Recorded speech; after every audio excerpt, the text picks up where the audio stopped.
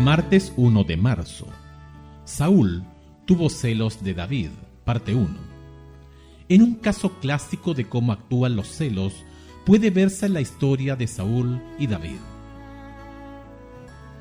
Saúl era el rey que gobernaba la nación. Todo estaba a su favor. No obstante, aparecieron los celos, y todo cambió acerca de él. ¿O es que los celos hicieron aforar lo que estaba dentro de Saúl? ¿Cuál fue la actitud inicial de Saúl hacia David? Primera de Samuel capítulo 18, versos 1 al 5.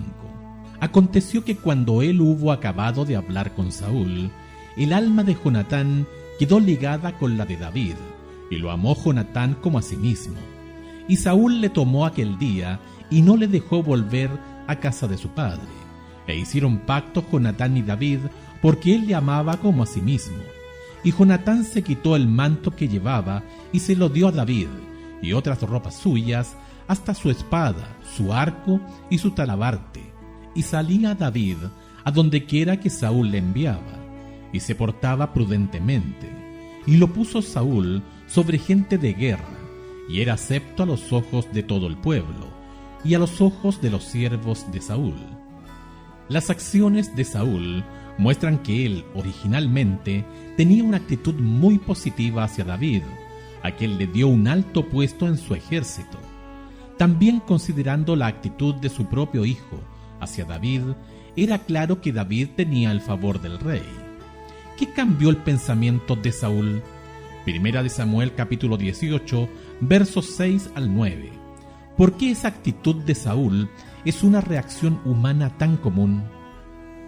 Aconteció que cuando volvían ellos, cuando David volvió de matar al filisteo, salieron las mujeres de todas las ciudades de Israel cantando y danzando para recibir al rey Saúl con panderos, con cánticos de alegría y con instrumentos de música.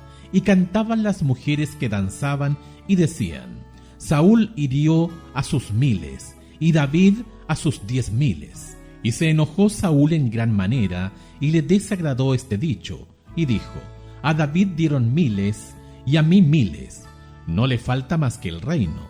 Y desde aquel día Saúl no miró con buenos ojos a David. El resto de Primera de Samuel capítulo 18 muestra cuán destructivos llegaron a ser los celos de Saúl contra David. Lo llevaron a hacer toda clase de trampas y engaños, pero nada de ello sirvió. Las mismas cosas que él temía en David llegaron a ser más y más pronunciadas en él mismo. Los celos generan una serie de emociones negativas: baja estima propia, odio, sospechas, temor, culpa y enojo. Saúl temía a David, como se menciona varias veces en el capítulo. Podría haber estado temeroso de perder su posición real, o de que David llegara a ser el héroe absoluto de Israel. Pero su principal fuente de temor era que Jehová estaba con él y se había apartado de Saúl. Primera de Samuel capítulo 18, verso 12.